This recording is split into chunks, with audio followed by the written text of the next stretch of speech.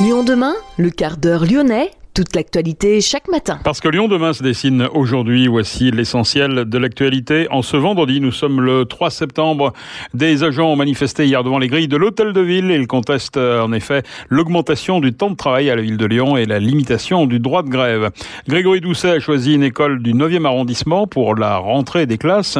Des travaux ont débuté dans plusieurs écoles de la ville.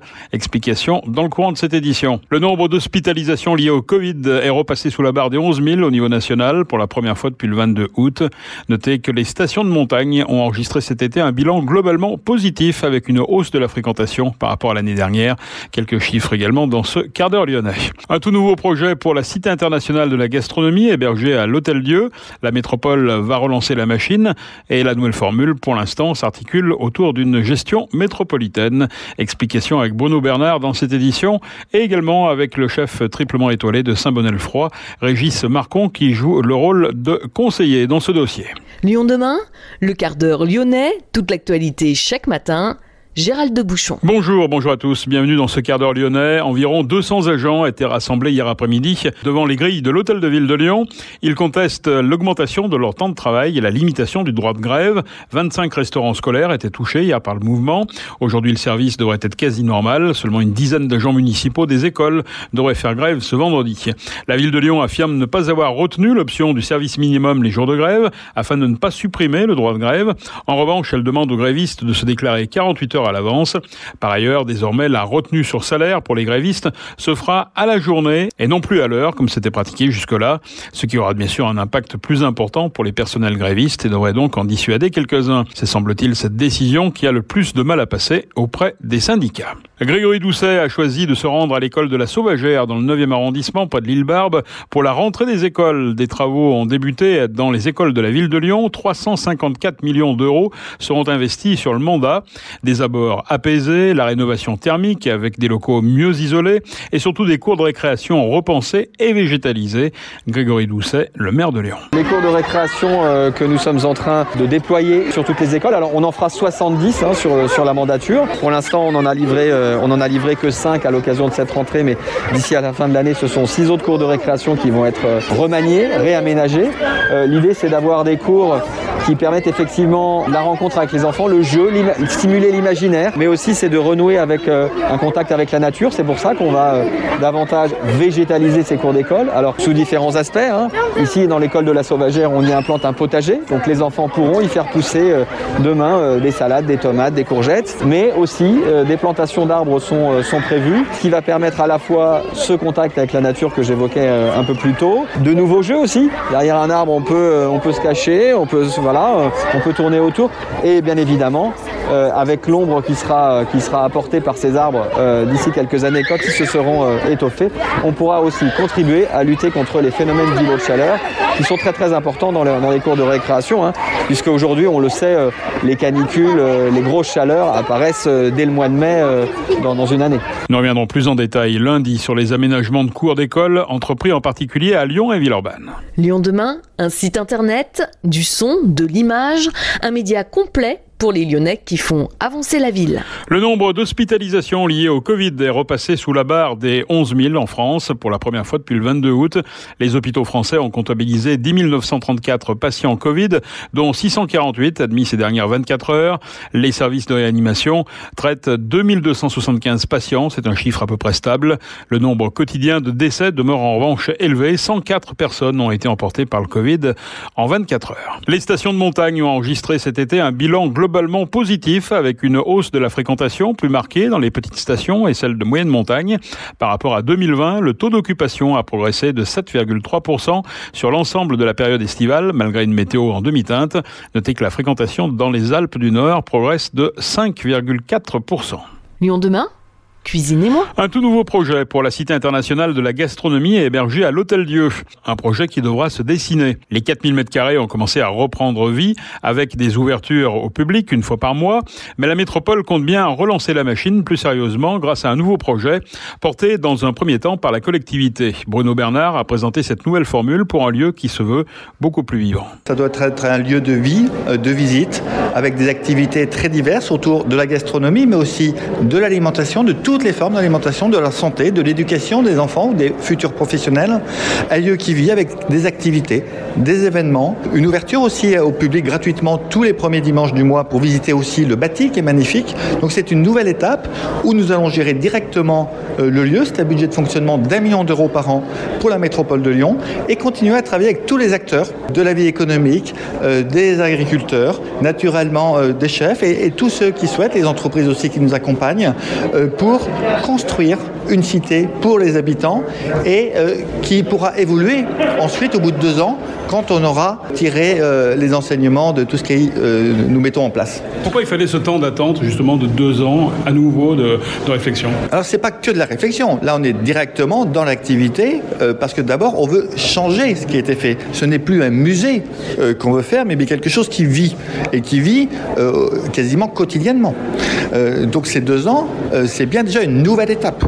Et ensuite, si jamais on voulait changer sur un autre mode de gestion ou affiner, on a besoin de ce temps tout simplement parce que c'est un dossier qui est complexe, où on s'est raté une première fois et on ne peut pas se rater une deuxième fois, et qui plus est, on est quand même encore en crise sanitaire qui crée toujours une incertitude quand on veut monter des gros événements autour, par exemple, de la cuisine japonaise, qui sont des investissements lourds pour avoir une activité pendant 1 mois ou 2 mois autour de ça. Il faut naturellement qu'on ait un peu plus de certitude en termes de crise sanitaire. Inaugurée en octobre 2019 au sein de l'Hôtel-Dieu, la première SIG avait fermé 9 mois plus tard, plombée par le Covid, mais souffrant aussi de quelques erreurs majeures dès sa conception. Pour éviter un nouvel échec, une grande concertation a été lancée avec la constitution d'un comité Rabelais. Il doit permettre un partage d'expériences et de compétences afin de nourrir la programmation événementielle à venir. Le comité Rabelais comprend notamment des chefs de renom comme Christian Tête-Doigt, Joseph Viola, Alain Alexanian ou Nour Milan. Au total, une trentaine de personnalités issues des secteurs de l'agriculture, des métiers de bouche et de la nutrition. Le chef triplement étoilé de Saint-Bonnet-le-Froid, Régis Marcon, estime que la réussite de la future cité doit s'appuyer sur ces 3 piliers. Qu'est-ce qu'elle doit être? Elle doit être ce qu'elle a été prévue dès le départ. 4 villes ont été choisies et c'est là que c'est important de le dire. Lyon a été choisi pour un thème bien spécifique et qui est important encore plus maintenant après je dis pas après cette période, mais dans cette période, gastronomie, nutrition, santé. Ces mots, ça parle. Ça parle parce que la gastronomie, ça nous parle en tant que cuisinier. C'est quand même le reflet du fait que le repas français est inscrit au patrimoine, ce côté très convivial, gourmand. La nutrition, santé, c'est nos enfants, c'est nous, c'est notre quotidien, c'est la traçabilité des produits.